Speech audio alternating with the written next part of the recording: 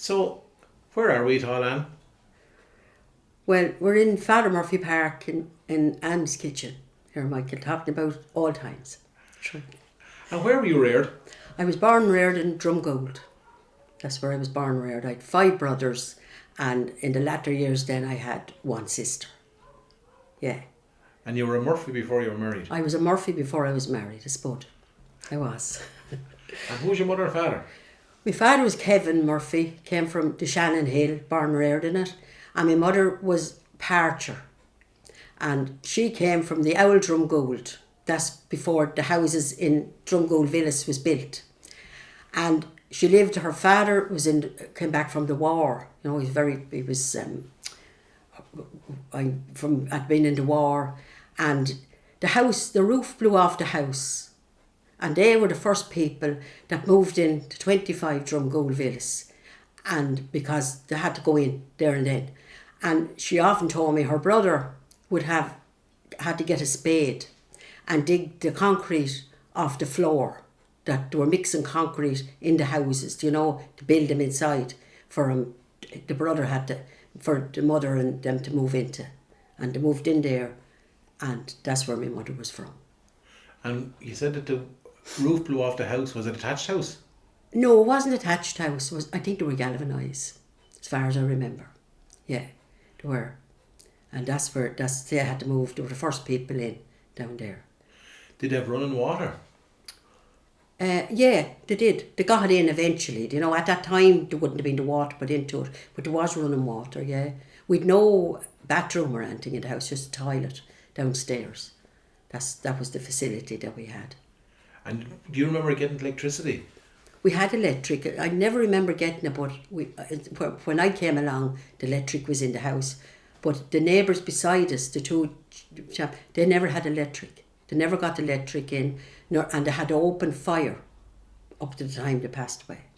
And were they cooking in the open fire? On a big pot, hanging on it. And then, as I said, my mother and them, they were always shared. My father bring him out, you'd always give him a bit or whatever as well. Yeah. And when did them people die? There wouldn't be that awful long.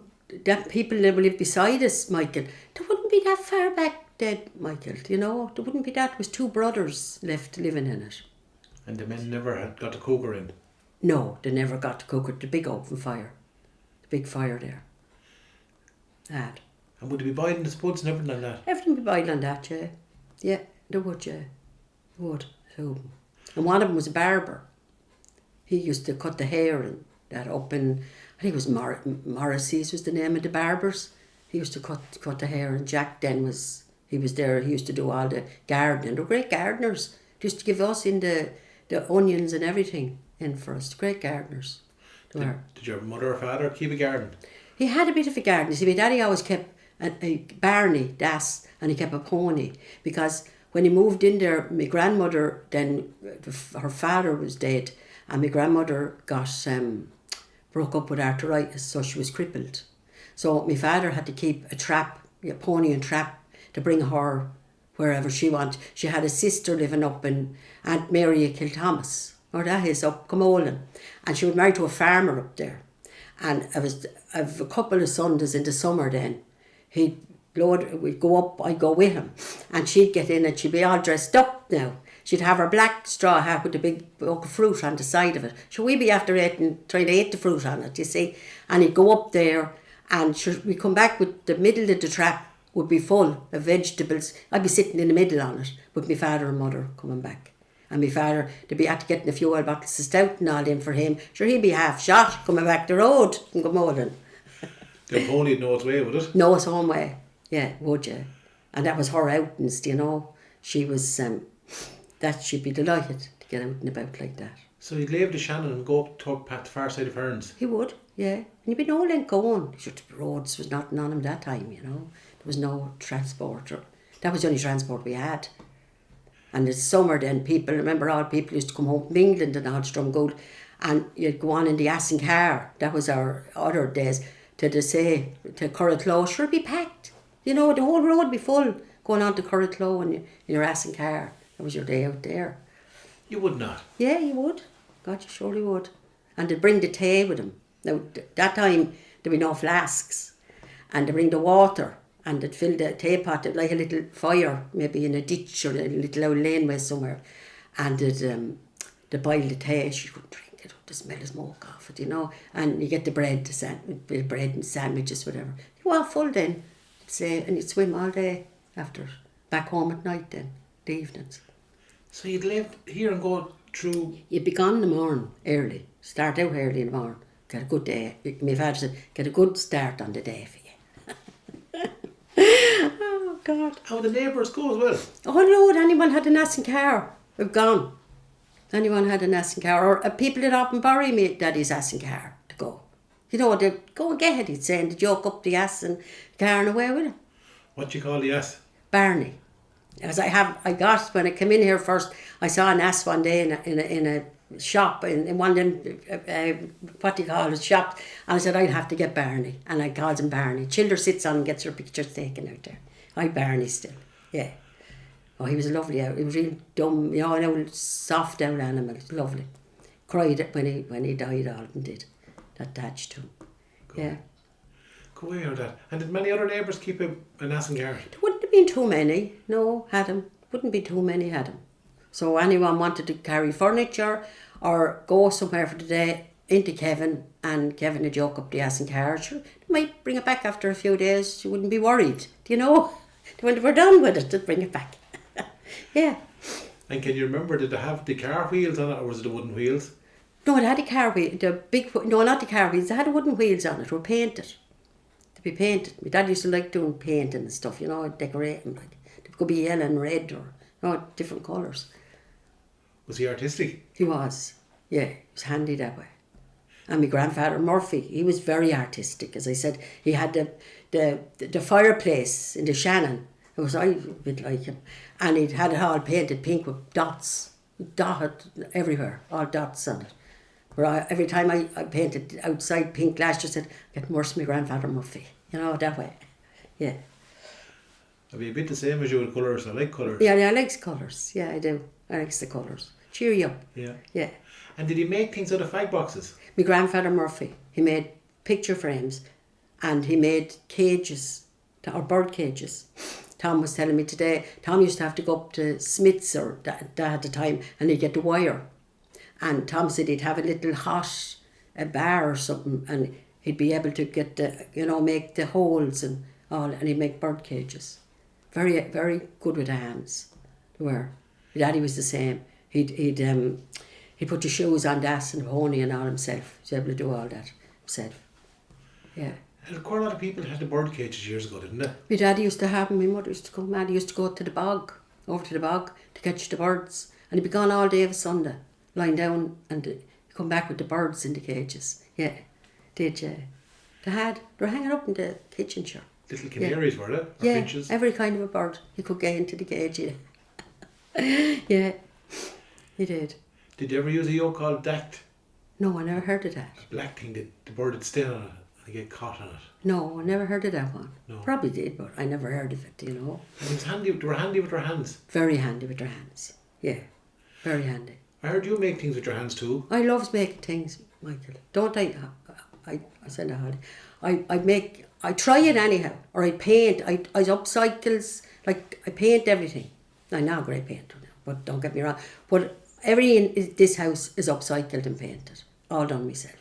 Love doing it, or making stuff. I make cushions. I love doing knitting. The little granddaughter loves knitting, but I knit, but I never could finish off the end of the knitting. I never could get to that stage. I could knit from here to the Dublin Road, but I couldn't finish it. I couldn't finish it off. Couldn't do it. Yeah. Why did you make stuff? I don't know, there was something in me. I likes to keep busy, and I always like to keep, making things. My imagination, I'd be running riot with me for making things, that type of making. Myself, my friend used to love the fashions, as I said. And we wanted maxi skirts, so we couldn't get the maxi skirts nowhere. I said, I'll make them. Bought the material and made the 2 maxi skirts. Remember, the 2 of us, we thought we were lovely. She was tall and I was small. And we going into the dances and all asking, where'd you just get them? No one could get them. Had them made, all hand sewed, made by hand. Yeah. And you were telling me, because you were small years ago, you were told to do something. You went up, I said, I just cry, I'm so small, everyone else was tall around me, and it's only lately that I haven't got this complex about being small. But, and mother said, go upstairs and put your hands up over the bedroom door, and you stay up there for an hour and you'll stretch, I'm telling you. Didn't work. My hands would be sore, alright, your arms, maybe my arms stretched, but my body didn't. Yeah, that's what she used to tell me. To get rid of me, give it out to her.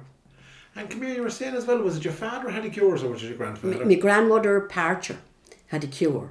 And that was a strange name, Michael. Parcher never... My grandmother's son went to England and he got married and he had a daughter, a nun, in England. And she searched high and low to try and get the name a Parcher. And she said, even she couldn't do it. And the phone books, remember that time you'd have the old house phone, you'd have the phone dictionary, whatever it was. And Parcher, my Uncle Jack was the only name, Parcher, that was in it. Boy. But my grandmother, I say, go back to, she'd cures, she'd all cures. She used to do the worm dose, make the worm dose. But none of us ever found out what was involved in it. And people they'd come from all over Wexford to get the worm cure off her. And she made the cure, as I said, for my father's brother Jim Murphy. He got ringworm in his head. And that time you wouldn't hear tell of it. And she boiled a boot, an old boot. And she mixed up lard with the boot. And she made it into a paste. And she rubbed it on his head for so many days. And it disappeared. She cured it. She had all cures. Great woman for cures. This was the grandmother Parcher? Grandmother Parcher, yes. How would you spell Parcher? Parcher. Parcher. Yeah. Yeah. And there's no Parchers anymore? Never heard. No, they're gone. They're gone now. I never heard of another Parcher. Was ever told years ago a cure for a wart with an old snail? Oh, the wart, there was something else went on the wart. Was it off a weed? And you drip it on. My daddy used to cure that. He used to do the warts. Make the cure for the warts. Is that a dandelion? I think it was, yeah. He used to cure that. And as I said, my father lived with us. My father got married to my mother and he moved in with my grandmother then in Drumgoold. And my father might go out for a pint after work in the evening. They might come home. He'd always bring her home a bottle of stout. But she wasn't a drinker. So he snaked down. She slept downstairs in the room. My mother wouldn't give her a bottle. He wouldn't give her a bottle of stout. But he'd bring it down to her. And she'd put the sugar in it. And the hot poker to sweeten it. Into the bottle of stout. And she'd drink half it then. And they always said that the sugar in the stout was right. That was a cure. There was some cure in that for worms or something as well. I remember vaguely something about that. The sugar in the stout. A tonic, I heard. Yeah, it could be the tonic, yeah. But there was something about that, all right, with that. Do you ever come across them putting an egg into the stout? No, never happened on that. Eggs, they could have been scarce. They could have been scarce, Michael, at the time. They wouldn't be wasting them that way. Do you ever see him putting an egg into the mashed spuds? No, I didn't do that either. I saw a neighbour doing that. Yeah. Do you remember as a child we'd talk about food now?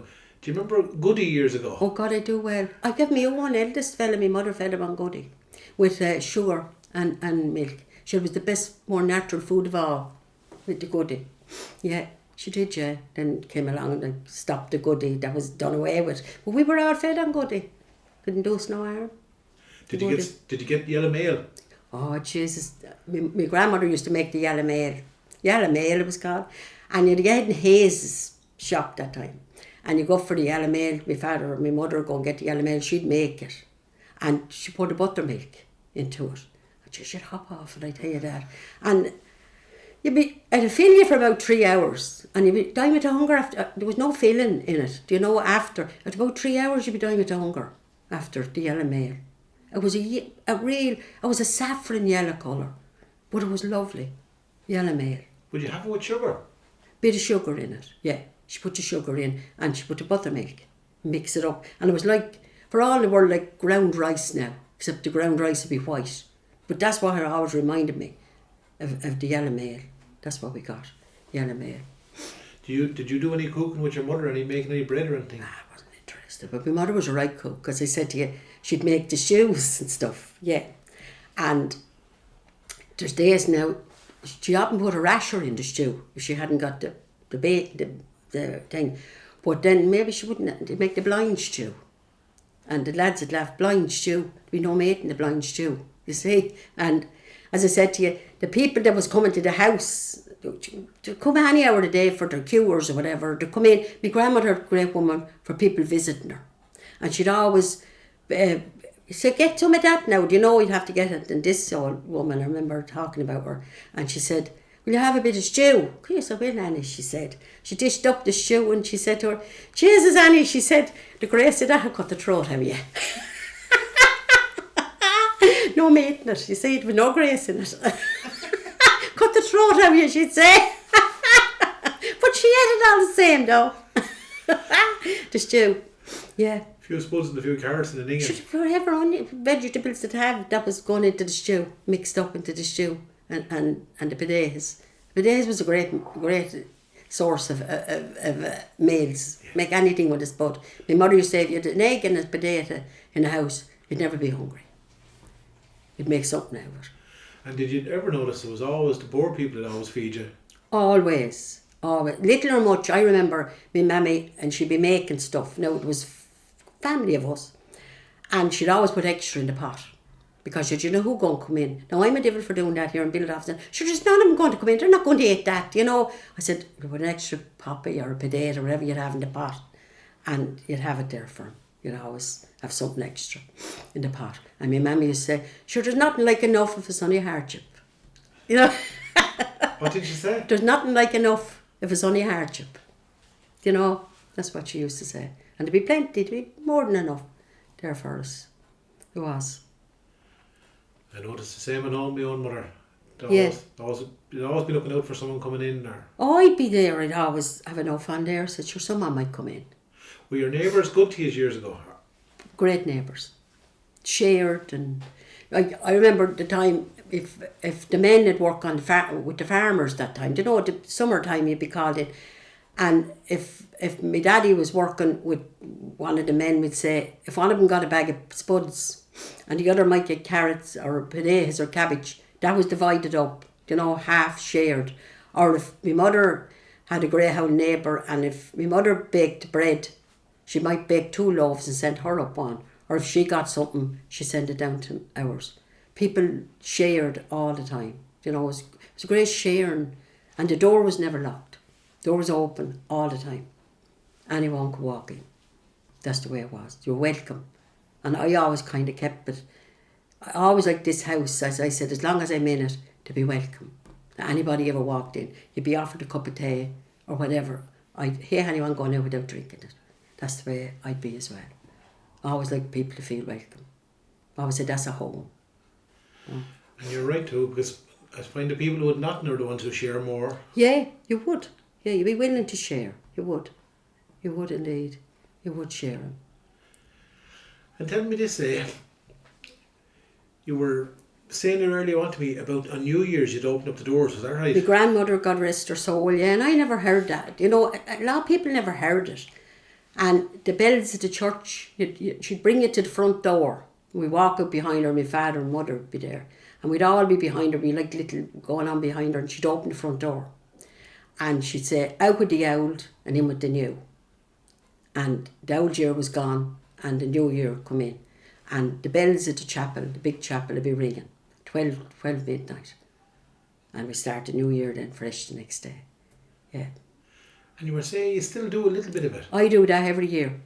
1 year, I never forget it now, and every year, and I never go out for New Year's Eve. I'm here watching, you know, where the countdowns on the telly, straight out to the front door, and out with the old and in with the new. And there's only 2 more neighbours, 2 doors down. We shout across to them, Happy New Year to you, and they'd shout to us when we come in. But 1 year I went out, and sure, we were out in company, we didn't come back. And I always said, and I blamed it, I hadn't a great year that year. And I always blamed because I didn't open the front door. I didn't let out the old and in the new. That's the way it was. Are you superstitious? I would be in certain things. I would be superstitious in certain things. I'd be the same myself. Yeah, I would now. I'd have superstitions. I would. Would you get a bit of straw for your purse? I do have, and I have a bit upstairs left for a brother, and I'm asked every time my brother below, I must give you that straw, I'd say, out of the crib. Go up and get the straw out of the crib. Yeah, I believes in that. And you say your purse will never be empty. Well, don't be too full at times, but there's always a coin rattling in it.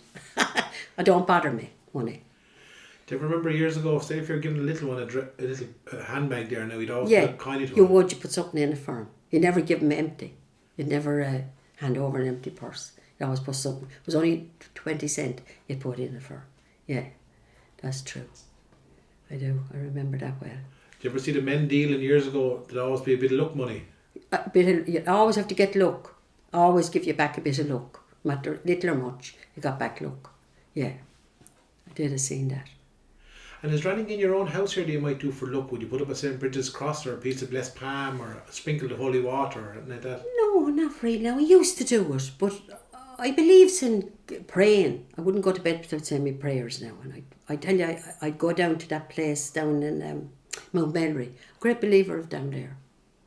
I goes down there during the summer to visit. I do believe, and I believe there's things that's there, you know. I pray to my own, you know, if there's something worrying me. I do believe that there's something out there, all right. I do believe that. Do you ever go down to St. Coran's well? Down to the Coran. Coran. Yeah, we used to go we were always down there as children. My parents used to bring us down there. You'd always leave something there. Yeah. Is it walk down or would you go on the pony? No, we go down that's the car. Yeah. Well, we used to do a lot of walking, not for, as I said, nobody was walking that time. You know, like now, we always got our dinner at 1 o'clock. So we come home from school and you run back to school, you know, after eating it. And my father came home. He'd come home, he worked in Yates's. And he was born and reared in the Shannon. But he used to come home through Kelly's Lane and up through Kelly's Field. And he had a gap across the ditch in front of our house from going in and out. And he'd come up and go back that way to work. But he got the dinner at 1 o'clock. Yeah, and you get a light supper then in the evening, whatever it be going. I remember during the blackberry season, picking the blackberries for my mother, washing, and she'd have the hot jam on the bread for your supper in the evening. She'd make the blackberry jam for you, for your tea. God, that'd be lovely, wouldn't it? It was lovely, lovely. Yeah, she used to make that for us. You get that then, and then that was it. You wouldn't be allowed to lie down at night with big feeds in you. And do you know something though, Michael?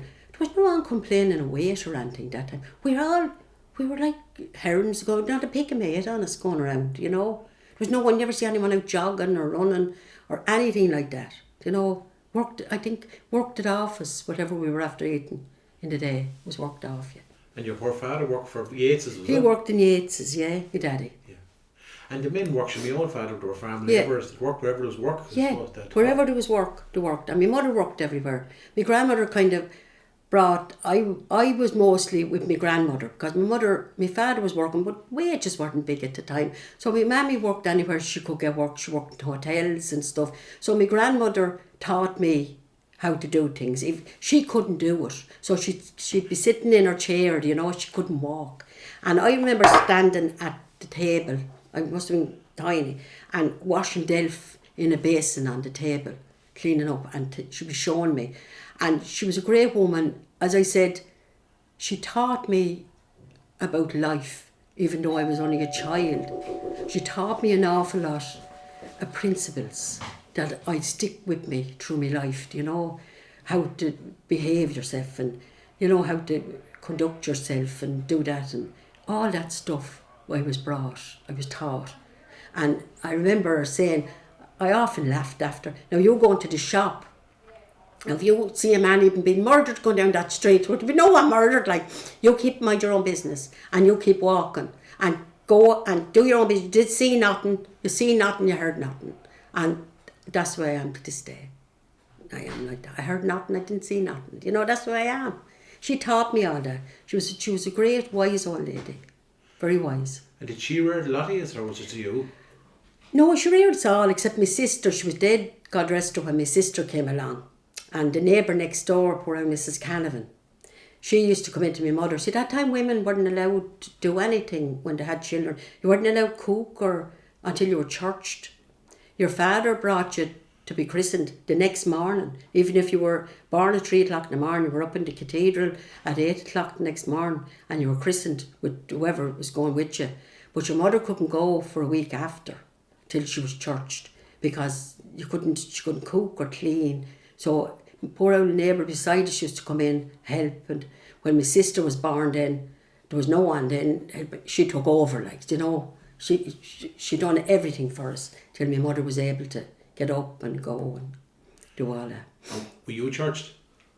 No, I was never churched. It was No, gone. It was gone. that was gone, thank God. That was finished. That was an There awful was no job. harm to get rid of that. That was awful. That was terrible. And I remember Michael talking about if you ever heard of people, seeing people or, you know, and it's still to this day, it never left me. My mother we were all born at home, in the front room in the house.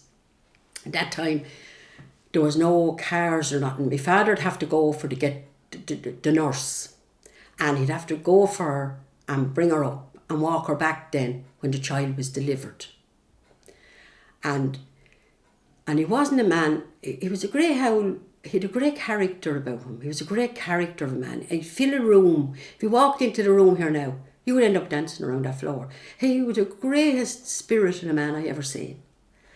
And he didn't believe in nonsense now, but he said, he was walking back up the back way. Do you know where the back way is? And he said, this man stepped out in front of him, the top of the back way. And my father was a fit man. He was tall and thin.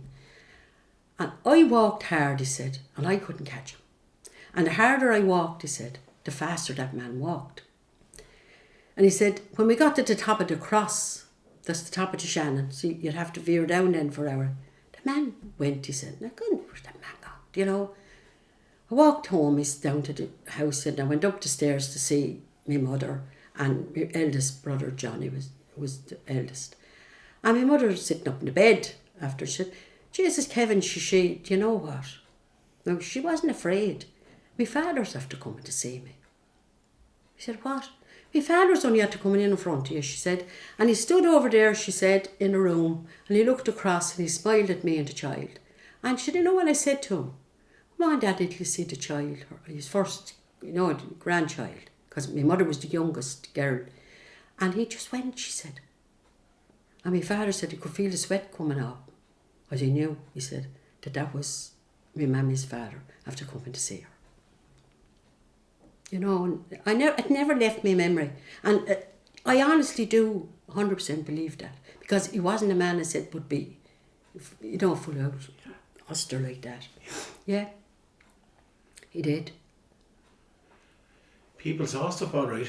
He now, as I said, then they heard the banshee. Oh, Jesus, don't go out there. It was always a sign of death was coming. Someone was going to pass away in the street if you heard the banshee coming. Or when someone would die, you'd have to open the window, allow out the soul. And the mirrors were covered. And another thing with the mirrors, when there'd be thunder and lightning, and my eldest chap remembers this now, and he said, his grandfather, that's my father, used to go around and he'd cover all the mirrors with anything, blankets go with more coats than blankets that time. The truth, with more coats on the bed now than blankets. But he'd cover the mirrors and he'd frighten the life out of you. Wardrobe mirrors or whatever would be in the house, that was covered in case the lightning would strike onto the mirror. Oh, the old ways. I've heard that. Yeah. Clocks would be stopped. The clocks were stopped, yeah. Windows That's true. open, yeah. Windows open, you Yeah. have to let the spirit out. Yeah. And come here, was the bow heard up here anywhere in the Shannon? It's often heard. But I even to this day, you'd hear dogs keening. I hate dogs keening. And they keen like the bow. It was the same keen. If you hear dogs keening, and I goes, oh geez, I hates that. And there's another thing, it's only coming back to me now, a bird. They didn't like a bird coming into the house. They said no, that wasn't a good sign if a bird flew into the house. Sign of a dead? Yes. Yeah. A robin mammy had at home. Yeah. If a robin came in and hopped around the table. She'd think the same. Yeah, that's right. Someone come and say goodbye to you, they said. Yes, they were coming to say goodbye. Yeah. And butterflies, after you pass away, they were supposed to, I get great comfort in butterflies. After my sister, and there used to be always, there's still always white butterfly around. I said, I said, that's comfort from my own sister. We keep our dead close, don't we? Oh, very close. Very close. You do. Do you light the candle on All Souls? Yeah, you would. Very close. And pray for them. And then they used to always say, now, you're frightened too. Anyway, you say, that was the only night that the souls had the power to come back and visit their own. And you'd be afraid to go sleep. And, you would be afraid of your life. And that night, so they had the power to come back and visit their own people on that night. Do you ever remember your mother or father and them leaving a little bit of food out for the All Souls? Oh yeah, they'd leave out water. And a bit of bread or something, yeah, for the souls. I think the water was to wash their hands. Yeah, that's right. Granny said just leave the door open, the firelight, and a little basin of water. For the souls. For the souls, yeah. That's right. I remember that now. I do remember well. And the candle in a bucket of sand. No, I'd never seen him doing that now. The candle with the sand. I never seen him doing that. But I do remember the water and a bit of bread or something. There'd always be something left out to welcome the souls. Yeah, there would. And that time of year, I suppose that's the 2nd of November. Yeah. What did you call All Holland? Old Dark All Holland. And you'd hear it coming up, you're trying to write, Old Dark All Holland is coming now, you want to behave yourselves, that way. All Holland. And the lads used to laugh here at me. I'd tell my own lads that and say, where'd you hear? All Holland, I say. It was never all Halloween. Never. I remember Halloween only in latter years. Never heard of it. But it was Dark All Holland. And you went around then and you collected stuff for Neighbours. And there was more apples to give out. You never got sweets. You got apples. But sure, there mustn't have been an orchard left with an apple. And nuts. You got nuts and apples. And you duck then when you go home. Did you get any money? No, I never got money. I never remember getting the money, but you got the apples and the nuts. You get that, yeah. You would. And Halloween night or All Holland night? All Holland. Old Dark All Holland. That's all we ever called was Old Dark All Holland. Did you wear a vizard? A vizard, yeah. I had a vizard, yeah. I had. But you wouldn't dress up or anything. Just wore your clothes. And it was kind of a paper cardboard, that type of thing, of a vizard. I don't think there was any vents for your nose or anything. You could have been smothered. Well, honest to God. Yeah. How old were you? Oh, just as I'd say, I was 8, 9, 10 years of age. Could be. Did you like Christmas years ago? Loved it. My father would be putting up there was no switches to plug in lights or that. So it'd be only hanging up paper decorations, anything you'd have, you put on. But he used to put the decorations up on the ceiling. Oh God, I'll never forget him. The poor creature. Sure. The fingers, the thumbs, it'd be in bits, putting the thumb, trying to get the thumbtacks into the ceilings in the house at home, getting the decorations up. And then they come out with this idea of these, they were like Chinese lanterns, paper, and they put them over the lights. Well, we weren't burnt alive, I don't know. And my mother said, they're lovely now, fancy, the house. Yeah, loved Christmas, still loves Christmas. I puts up a tree in 4 Christmas trees I was up inside for Christmas. Loves Christmas. Absolutely loves it. Did you have a Christmas tree when you were little ones? We had a tree. Yeah, we had a tree in the house. Did you buy it or did you fake it somewhere out the forestry? Daddy again, come home with a forestry somewhere. No, I bought a tree that time. And then my mother in the latter years, the artificial trees came in. Oh, Jesus, they were the greatest things to slice bread. Should it be like a little loud withered bush in the corner? They were harmless looking. And that'd be put up then in the corner of the kitchen. Yeah. Did he go give a bit of holly? He loved the holly. And at that time, I remember him, the spot a holly tree. They'd be out spotting for the holly tree. And the more berries on it, you see, you'd have to be laden with berries. And he'd come home with the ass and car be full of it. And every picture and every mirror and the mantelpiece, it'd be full of holly. But it was lovely. And I remember the houses today wouldn't stick it. I sticks a bit of holly up behind the pictures. But sure, again, the 6th of January was withered. But the holly went out as good as it came in. Because the houses were cowled, sure. There was nothing to dry out the holly. Nothing to dry him out in it. Nothing. And when would they put up the decorations? They wouldn't be put up till Christmas week, I'd say. They'd put them up. Now I put them up in November. I'd have them up all year round about my way. I would, yeah. And they came down then after the 6th? After the 6th. 6th of January. That was my mother's birthday. My mother was born on the 6th of January and she died on the 6th of January on her 60th birthday. She was 60 that day. Yeah, it was 6th of January. Yeah, you take him down after the 6th. Little Christmas. Yeah. And do you remember when your poor mother's birthday was on? Because my grandmother's birthday was the 6th of January Yeah. as well. We'd always have an under dinner at home that day. Yes. Did you have an under dinner? No, I don't remember that. I don't remember that. No. But she was born on the 6th and died on it. 6th of January. God. And my other little grandmother then, Grandmother Murphy, lived in Shannon. She was a goth down from across from where the White House and all is, down from the bottom of the Shannon. Her people were all cots, men on the rivers and that. And she'd sons, she was only my height. And some of the sons could be 6'2", 6'3", you know, in height. And they all lived at home. Then they went on, as I said, to England and made their way. My father was the only one out 12 or 13 that didn't follow on. He got married and lived with my mother then. So your father was the only one who didn't emigrate? Who didn't emigrate, yeah. How many emigrated from your immediate family? Out of my father's family, I think it was 12. And my mother had 2 sisters and a brother. And they moved up Bray, or 2 sisters went to live in Bray. And the brother she had 2 brothers. They emigrated to England, never came back. They made their families and their lives in England. They didn't seem to want to come back then, you know. Did many of the little girls go off to work for the big houses up in Bray and Dublin? No, they married, you see, and went to live there then.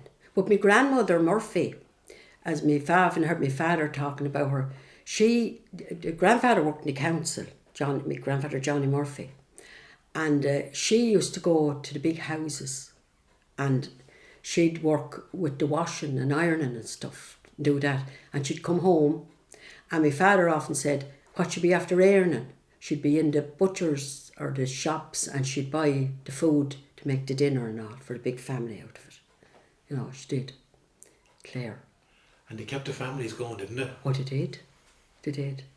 They kept the families, kept them together, kept them going. They did. Kept them together, didn't they? They did. They kept them together. They did. And everyone would have to give their bit. Everyone had to do their bit, yeah. You done your bit, you know. They did. But I was brought up, because I was an only girl for the many years with 5 brothers, stricter. Because I used to say, but the boys can go somewhere, Daddy, but you're different, you're a girl. And then, as I said, my sister came along after 15 years and she told him, I'm going to such a place and I want the money to go with it. You know, he softened. he couldn't tell her what to do.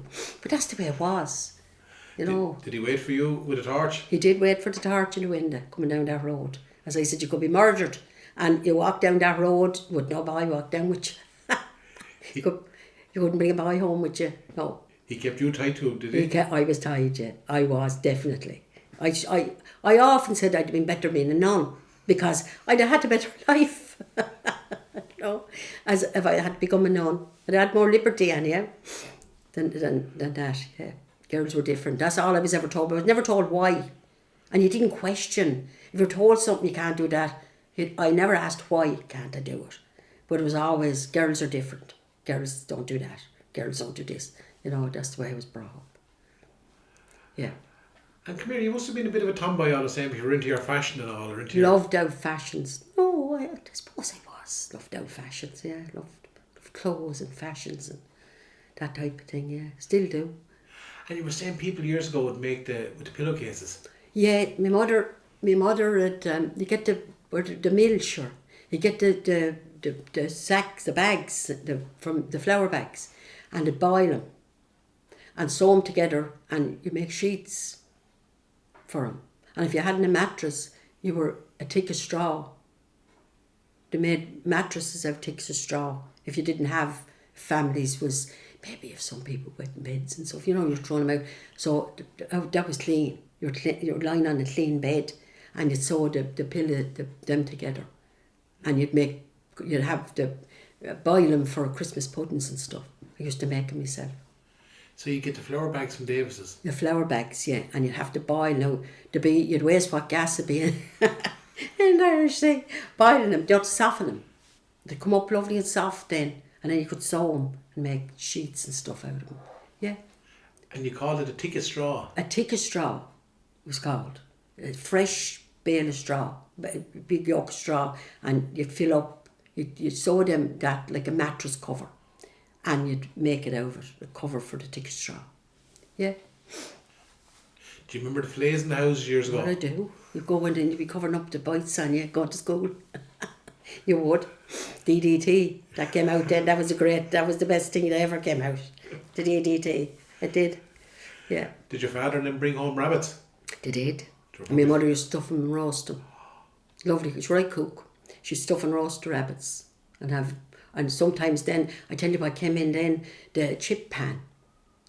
And the rabbit would be boiled and let cool and dry off, and she'd put it in the chip pan then fry him. Oh yes, they were delicate now, you couldn't hear them, the rabbits. And the half heads as well, and the pig's feet. You go to the pork shop. Now I couldn't bear to look at my father loved the half head, and you'd see me eating the ear of it. And you go for the half head, but you'd have to order it, because they were scarce. You get the half head and you get the pig's feet and boil the pig's feet. And come home then maybe they'd go out of a Saturday night, and they might bring 6 or 7 back with them from up, and they'd be dancing. I came out of a house of music, song and dance. That's what I can say. Now it wasn't always music singing it, but they'd have the pig's feet boiled, and then should the men they ate. There'd be not any bones left in the morning when you come down the stairs with the pig's feet. They ate them. Did you call them crew beans? The crew beans, yeah, the crew beans. They ate them. And the half head might be cooked for the Sunday dinner then, and it grazed the cabbage. Oh yeah. Grazed the cabbage for you, yeah. Yeah. Where was the butcher you go to? The pork, there was several butchers. There was the pork shop was there where Mizzoni's is now. That was the pork shop. And then I married a man, his father was a butcher you'd go to Pa Hendrick's then at the foot of the bridge, and you always had to get liver once a week, because they said it was very good for children and all, the liver, whatever was in the liver. So you had to eat liver once a week. But you wouldn't be buying in your meat for the week. You go down every day and you get your few chops or ribs or whatever you were getting for if you could afford them for the dinners. It was done that way. But if you were going a Saturday or Sunday you'd be getting the tea and sugars, unperishable stuffs. Yeah. Be getting the tea and sugar and the butter and stuff like that. You'd go down in a lot of people. You went down the Yass and car, and you fill up the middle of the car with the groceries and come home up around the Hosburn Road back home with them. And a lot of people came up from the country of a Friday with asses and cars and that to get their pension, and some of them and load up with their groceries and often left them in Yates's yard. My father would keep an eye on them there for them while they were getting a lass would be getting water, and they'd unyoke them, until they get all their stuff and yoke them, then go home back out to the country. Where was Yates's yard? Down along, where what do you call it? That was a whole big place down there, Yates's. They had the saddlery shop. That was all the shop. And then the whole yard is still there. My father being under a big shed there, filling the bags with coal. It was the coal man, filling for coal, delivering coal and stuff. And then all them, there's that place is there now, it's a fitness studio. Well, that was all Yates's. They wanted nearly all that key. And up over it, they used to do the loft with the sacks and stuff. And he had a couple of women there, sewing the sack bags for the corn and stuff. And when it'd be quiet then in the year, my father and another man used to drive a lorry and to go over to the west of Ireland and all, to collect all stuff over there to bring back wool. They had a wool store, that's what it was. And they'd go over maybe to Galway, to go in one day now, in a bed, there wouldn't be great transport in a lorry, and to collect all the wool and to bring it back to Yates's store there. And then they had a big shop, they sold men's clothes and women's clothes and everything, children's, and for Christmas, Santa had come there. And the whole quay would be packed, waiting for Santa. Sometimes he'd come up the river on a boat, And more times they might come on the bus. And I often remember my toes freezing hard, and you'd be froze to death waiting for Santy to come. And then there'd be a big gush to get into the shop sure to visit him, see Santy. Yeah. He'd come up the river on a boat? Oh, he'd come up the river on a boat, Santy would, in December. He'd have someone with him, and he'd get off probably, they'd let him off maybe off his sleigh or whatever, down the way down maybe at Ethermine, and he'd come up along then on the boat, and he'd get out there then and into the Yates' shop. Sorry. Yeah. That's lovely. Yeah. Yeah. Remember it clear as day. And did you, when you were young, did you go up the town to shop, would you? Oh, you would. There'd be the cake shops and stuff. So you go in and get the fresh the cakes up in O'Leary's. They had tea rooms, a lot of tea rooms and all that time. Men sure, the farmers and that, maybe from Art Day and that, there'd be dinners and tea rooms and stuff like that, you know. And the cake shops, oh geez, the smell of the cakes. My mother would go in on a Friday, was a good day. She'd get a big payday, and she'd come home with a bag of the cakes with the jam and all in them. Friday, yeah. And the tea room, would they be like our modern day coffee shop, was it? Oh yeah, there'd be a little doorway going out, halls there at the foot of the bridge used to have one as well. And the dinners and all, for men would be eating their dinners out at the back there to get the fresh dinners and their teas and stuff like that, yeah. They would. Was there any big days up in the Shannon at all? Was there any kind of regattas or any sports days or anything like that? Jeez, I don't know, Michael. I do remember a lot. There was a lot of dancing and stuff at the crossroads, I think, and because they'd be out step dancing and stuff if they got the chance to be dancing. And where would they be dancing, eh? Top of the cross. I remember my daddy doing the half set. No way. Yeah, and anyone he could lure in at all, he'd have him. There used to be a lot of people. See, up along the Shannon that time, people sat on the footpaths, talking and, you know, gathering together and on the windowsills. As I said to you, my grandfather Murphy lived next door to the shop. And there used to be, sure, he used to go in for the fags into the shop. This woman, she was what would you call it, an old maid that time. And she'd go in and get her 5 woodbines. And she'd come out, you see, and my grandfather was an awful little character, he was a greyhound sort. And she'd say, Johnny, would you have a match? And he'd say, oh, Jesus. He'd be an old smoker himself. He'd take out the matches and he'd give it to her, a couple of loose matches, but she wouldn't take out the fag in front of him because she'd have to offer him one, you see. He copped her. And she'd go up the path and next you could see the smoke coming over a few bits. But it was happening all the time. So this day, he got a mouse in the house and he said, I'm going to catch her now. He told us this himself. So he emptied the matches out of the fag box and he put the mouse into the fag box and she come out, or into the matchbox, sorry. And she went out the shop and Johnny would, oh God, he said, you know what, bring that back box with you, bring them on with you. Oh, gee, she was delighted going out with the box of matches. But she got a few houses up where she used to always stop and light her fag. And the screams this was heard, she never asked him for another match. Cured her. She never asked for another match, he said. That was the end of that. That was the end of that one. And he was a dancer? No, no, that was my father. My father was the dancer. But the sisters and brothers. I remember my father and the sister, Claire. They used to do their talent. He was always in talent competitions. And up in the picture house that time, they used to have talent shows. And him and Claire, you know, she was a lovely singer. And she'd get up and she'd sing and he'd play the mouth organ. He was a great mouth organ player. And my mother was always very glamorous, done up, you know. My father, he'd go with 2 odd stockings, his shirt could be upside down. He was that type of a man, he didn't care. But my mother said, oh, I was delighted. She said, I went up and seen here with the 2 of them. She said, and she was singing Crazy. She was singing Patsy Cline, Crazy. And he played the mouth organ. I looked up, she said, I said, I'm going to kill him. His old elbows was out his coat. But sure, the one. And she wouldn't complain. He said, and we buying the cigarettes and all going home. Yeah, the one. He was always in talent shows. Loved dancing, singing, anything they used to, as I said, that they could do, and the strawberry fairs and stuff, they were always in it. 2 of them together? Yeah. And my mother used to work in Strawberry Factory out out at the mill.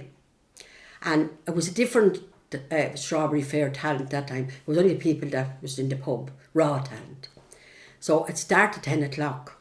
So she'd have to let on, get out, be sick or something. She'd walk in from the mill and she'd have her out. Sure, you had to working up at the big high strawberry, cleaning them. Sure, her shoes and everything to go be all strawberries. And then she'd go, put her coat over and sing. And he'd dance. They were always in them. And they'd win. And they won a good few times too. Won their talent show. What kind of dancing would he do? Step dancing. Half set step dancing.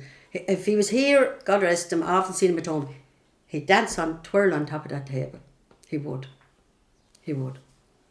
Yeah. God. Yeah, he was. And where did he get that from? Just natural, never learned to dance or anything, just come natural to. And you were saying there was a place called the Cross where they used to dance? At the cross above, yeah. Where's the Cross, Dublin? Down at the top of the cross, as I call it, up as you turn down for Drumgoold, to be dancing there. But it was a, I don't know, it was just, they had nothing else sure at the time, do you know? They didn't have anything else, only dancing and singing. Who were the musicians, can you remember? I'd say they could have made their own music, some of them. And I remember my mother and father, my mother telling me, when they got married, there was house weddings. So it went on for 3 days and 3 nights. She said, no stopping. And you got tired, someone else would take over. And she said, anyhow, and the years after, I only learned that her bridesmaid was Eileen Giltrap. She was a friend of my mother's. And her, I don't think they were married to Artie Miller was her husband after. And he played the accordion. And they danced and sang for the 3 days. And years after, Nicky got married to their granddaughter. Nicky's married to their granddaughter. And they were my father and mother's friends. But that's the way it was. Oh, it was, I don't know, it was never, but you'd never hear a bad word. I remember people coming up out of the pub with my father and mother and they'd be singing, oh, jeez, they're singing, and we'd be in the bed with my mum had. And they'd sing all night, you know, and that. And no one had the price, there was no carry-outs that time. No one brought a bottle of stout with them or anything, whatever they were after drinking, they were spending in the pub. And up they'd come and they'd sing, but you'd never hear even a curse. Never a bad word. And they go off then about the business. And maybe my mother might have a bit of bacon or something. That time they'd boil it Saturday night, you know, or whatever she'd have. She'd have be ate. Or the pig's feet, whatever was going. Be ate on them. Yeah, honest to God, yeah. And the weddings were in the houses? House weddings, yeah. They had a house wedding. So where would you get married? Down below in St. Simon's? No, the weddings only started down there, Jesus, in the 1970s. Well, in the late 70s. But you're married in the cathedral. You were married in the morning time. I think they said they got married at 8 o'clock in the morning. That time. You'd be married early. Yeah. Then you have the wedding breakfast then, was that? And to come back, whatever, yeah, to go back to the house then and whatever was going, and people would bring in food. Neighbours, you know, neighbours would bring in whatever they'd have to share and put it up on the table and go on all day and be ate and drank or whatever they'd have. Yeah. No hotels then? Oh, no hotel for hours anyway. There was no hotel no. It was nice, wasn't it? It was lovely. She said it was lovely. Yeah. It was lovely. And everyone, there was no invitation sent out. You know, it was open. Anyone wanted to come in the door, in they came, and that's the way it was. Yeah. Oh God, yeah, there was no one invitations sent out that time. It was just turn up. If you could sing or dance, all the better. You know. And did it keep it going for a couple of days? 3 days, she told me. That went on for the wedding. 3 days. And anyone could bring in a bit of date or whatever to him was brought in, and that's the way it was. Tell me this, did you have this in the town where the boys would turn up and blow bottles or blow horns to annoy a wedding couple? No. No, never heard of that one. We did it. Yeah. Well, they ended it out of the country. Yes, yeah. So yours was an open party? Open party. Oh, an open door, yeah. Open door for anyone wanted to enter. Was there. And that's the way it always was in our house anyhow at home. You wouldn't know who'd, you go home, you wouldn't know who'd be in the house, you know. Anyone could be in it. You wouldn't know who'd be after calling in to visit them. It was always an open house, people visiting. And it was lovely to see. Women had come in to sit down and talk, and men had come in to my father, and you know, it was lovely to see it. Lovely to see it. And to be sitting out on the steps, you said, during the summer, would it? Down at the step. And the steps to our houses. Oh yeah, up along the Shannon. Yeah. Do you know the footpath? Yeah. Everyone would be sitting out there, sitting down talking. And as the other side where my grandfather was from, did the windowsills. So they'd be sitting on the windowsills up along. Yeah. And all the doors were open. Grandfather's door was always open. And up along by it, to be open. Do you know, it was no fear of anyone. You wouldn't have nothing to take, but, do you know? Yeah. But that's where it was. And music went on out across then. Oh, music. Music and dancing now. Yeah. What was this Donkey Derby thing that was going on? We used to go out to Monagear. To be a Donkey Derby in Monagear. Out, I tell you where it is now. My son, Nicky's living in the houses where the field was. And you go out there and there was, I think that could be that community centre still out there. You go in there and get the tea, you know, you pay for the tea and the sandwiches. And you unyoke the ass and all. And the ass would be doing the derby. To go up and down, it'd have donkey races and stuff in it. Your father would race your... Yeah, owl ass, yes. Not. Yeah. And there'd be step dancing on the stage and it. Or it'd be a dancing competition and you'd get up there and dance. Even though you might be able to put one foot in front of the other, up and dance. Get up and show the people how to dance. Do you know what that's the way it was? Get up and dance for the people. And you danced. And then you go to the pub.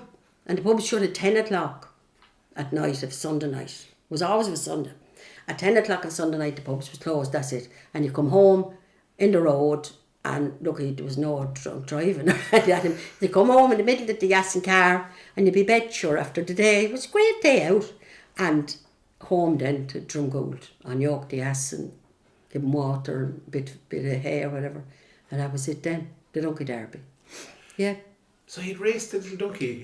Yeah, they'd have Donkey Donkey Derby, were called, yeah. The race.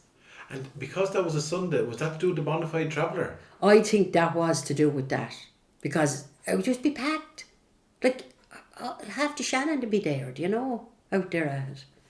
Anyone had an ass and car and anyway getting out to be out there. And for those who are listening now and don't know, the rule was you had to be 3 mile or so. Yes, outside. You couldn't drink in the town of a Sunday. You had to go to either Oilgate or maybe out in Monagear, one of them places. That was the radius. You'd have to be so far out. That's the way it was. You couldn't drink in town. The pub wouldn't. You couldn't go into it. They're ridiculous out Cape, you know, sure, that's the way. And they were happy enough to do it, I suppose. They were happy. They were happy enough. And you were made to dance? After dance, step dance, yeah. Yep. Step dance, yeah. Get up and dance. Get up and dance for the people. Or if you were at home of a night that the people would come in, sing a song there for such a one, you know. But even my father often would go down to, I wouldn't be a drinker, as I said, he'd go down to Jerry News maybe and now session start.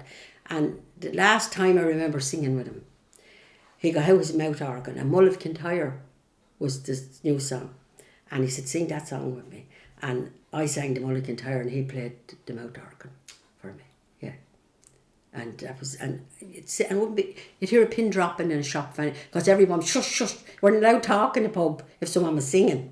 Even though you wouldn't be in their company. Everything, shush, shush now, that's what you want to singing. Yeah, and my mother used to sing the Streams Upon Clody and them songs. They were lovely old songs. Yeah, they did. And my father used to sing The Rocks of Bawn. Ever hear that one? Great song. And I know he'd be well on when I hear him sing The Rocks of Bawn. He'd have a good few drinks in him when he'd sing that. The Rocks of Bawn. What else did he sing? He mainly only sang that. It was mostly the footwork. I had it in the feet. Yeah. And your mammy sang as well? She did. She could singer too. She was. Lovely old singer. So, and that was her life. Sing and dance. You know, that was it. You sang too? I sang too, yeah. We used to have the hut below. On the back way, we call it Wafer Hall. There used to be old things on that to be dances and singing and youth clubs. And, oh Jesus, you'd have competitions for singing with the youth club. And I used to go home and say, one tonight, mammy. You know, you'd be made get up and sing. Yeah. Win after singing. That was song, yeah. Did anyone write recitations? No recitations. Only there was used to be a few old neighbours used to do a recitation.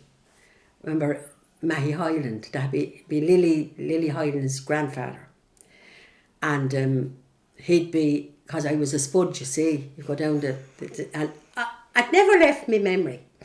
And he'd say, "Oh wait now, spud o potato, big belly and no gut, all under the one stalk. Daddy, they're all big ones, they're balls of flour." And I used to say, what is that man saying? Do you know what I mean? And sure, he made a hope himself for to say that. And then poor old John Merriman, God rest him, he used to say, "In Drumgoold, there is no school, no chapel, church or meeting. In the door stands our horse, talking about decent people." And I used to scream laughing at him, saying that. Say it again. "In Drumgoold, there is no school, no chapel, church or meeting. In the doors stands our horse, talking about decent people." I never left, you know, that never left me. Never left me. I don't cut it. You be listening to it the whole time. Yeah, you'd be listening to that all the time. Yeah. Brilliant. Oh, honestly, it was. It was brilliant. It was. And tell me this as well, you were saying before to me, before we came on, you remember when you got the first telly? Oh, the television, yeah. I remember getting the first television, Sobel. I never forget the name of it, because, this was the greatest thing of all time. It was little black and white, Joe. Black and white Sobel. And of a All Ireland Day, the neighbour used to come in, and next door, and it was him and my father. We weren't let look at it because we disturbed them. My mother would buy, or my father, whichever, would buy a few bottles of stout, and there'd be two kitchen chairs we brought up in front of the television. And I would have seen, they knew what team was playing. I never know to this day. It was in black and white, and we weren't allowed to disturb. You know, they watched All Ireland Day on the telly that day on the television. And I tell you what I don't remember about the television, now that you said it. There used to be other children, maybe they wouldn't have a television, and there'd be a flock sitting around our kitchen, on our hand, on our hunkers. The television, there might be only 2 programmes, but there was these chaps, and they wouldn't have been friends of ours or anything, but the parents just asked me, "What if I should let them in to see?" I think we're in Tin or something, used to be on like that. But here, you'd see, they'd be taking the sweets out of their mouth, and we wouldn't have sweets, you see. But there could be 10 of us, but these 2 particular, and they'd be putting the sweets in their mouth. And my grandmother was sitting, as I said to you, she'd always sat for, she'd be taking all this in. So after a few sessions at the television, she said, "They're not coming back anymore. I'm watching them," she said, and coughing, and the sweets going into her mouth. I wouldn't offer the children the sweets. So they got their jotters. They were finished, barred from television. You come in, you share. Oh, you'd have to share. That was the way it was. But they didn't believe that cough. And she was watching them, you see, because we were busy watching television. We wouldn't be watching them. And and the sweet would go into the mouth and back down, up out the pocket and in. So they got their jotters. their cards are marked. Yeah. Where did you go to buy sweets? There was 3 or 4 shops in Shannon that time, Michael. We started off with Harry King. That's where Centra is. And then there was Murphy's shop then up at, when you come across from Father Cullen's, you can still see it's blocked up now. And then there was Irish Murphy's beside my grandfather's. But there was Babs O'Leary's as well. That was across from the 21 steps. And you'd never be stuck for a shop. You'd always get whatever you want in the shop. And my mother would say, "Go up and get me maybe a quarter of tea." You'd get a quarter of tea that time. It was in a quarter. Yeah. It'd be like a 6-penny packet of tea, just be called. It was in little purple. That might be Thursday. They had to get you going till Friday. Do you see, till they get paid. But then you come across, and I'd be always at Toss School. There at the top of the cross or something, and I'd sneak into them. Oh, jeez, I got more trouble. And you'd toss the pennies then, and to be waiting, sure the tongue would be hanging out for their day, and you'd be waiting, sure I get lost and carried away. You might be winning, do you see? In the Toss School. "No girl should be in that," my father would say to me. "That's not a place for girls." Sure, I used to love it, the Toss Schools. They call it the Toss School. The Toss School was called, yeah. And then they got, in the latter years, they started the one at the bottom of the cement road. But I used to see you there, you see, if you come, they'd catch you there, you know, come in, my mother would be able to see you from where our house was at the Toss School. And could you lose the money as well as win the Oh, money? you would, you'd lose it, pennies. There were the hen and the harp was on the others. You'd toss up the 2 harps, to come down 2 heads, you were doing all right, yeah. And who'd be hanging around there? The go-boys? No, it was early chaps now. Them chaps from the street, you know, would be tossing away there. A few pence they'd have to be tossing. And then sometimes now, someone might get bowled, and if there were a good few pence, they'd say, rush, you know, and they'd get in, and they got the money. So whoever was first got the tot school, you know. Yeah, that's the way it was. God. Yeah. Did the shops, I suppose, would the shops years ago looked out for you and give you a bit of credit or a bit of tick? I don't know about it. I'd say they would, Michael, but they were good. They were decent old people, you know, in the shops. They were, you know, they looked, you'd get your wants in and whatever you be. I remember I used to love going down to Babs's, Larry's, she done the ice cream in the wafer. And if you had a few pence left over from the messages, you had truck in the ice cream out in it, between the two. And I still love an ice cream like that. A wafer. And you'd get a cut in the wafer? Oh, she'd cut it in the wafer with the knife, and put the 2 wafers then. Be delighted with yourself to get the wafer ice cream. That was a real treat, wasn't it? Oh, that was a treat. That was a treat, yeah. Or the blackjack taffy. Sure, your tongue, your mouth, everything be covered in blackjack. And I remember them. There were mice. They were like a nugget. The mice. I used to love them. With the tail and all, be honest, you'd eat them. A few pence for them. You'd eat them too. Did you get Peggy's leg? Peggy's leg. Remember it well. Peggy's leg. Yeah. You get that too. Do you ever remember the old people years ago getting the white bread and the butter and the sugar on it? I do well. There was a woman used to live next door to us, or a girl now, she was neighbour. And she'd come out now, and I never liked the sugar on the bread, even though I love sweet things. But she'd have it piled on top with the butter on the bread, you know, and she'd eat it. Lovely, she'd say, the bread with the sugar on it. Yeah, do well. And you go out that time eating bread and jam. Which you'd never see a child out on the street now eating bread and jam, would you? Well, that time you go in and give bread and jam, mammy, and you go back out and play, eating the bread and jam out of your hand. Did you live outside? A lot of time outside. Spent a lot of time outdoors, playing. A lot of time outside. Yeah, we did. We sure did. Even my daddy used to have, he had an old sheds, and he'd have an old rope and maybe an old tyre in it, you know, and you'd play seesaw in the shed on your own even, you know. Yeah. Did you have a swing swung? Had an old swing swung. Yeah, that was the swing in the shed, and you didn't get wet then, you see. You didn't get wet. And we'd hens then, hen house up the back, little full of straw. You'd love going out to get eggs after being laid, rooting into straw for the eggs, for the fresh eggs. Warm in your hand? Warm in your hands, yeah. Yeah. Did you bring out chickens? Yeah, he had chickens and stuff, yeah. He always had something, you know. Yeah. He loved being a goat.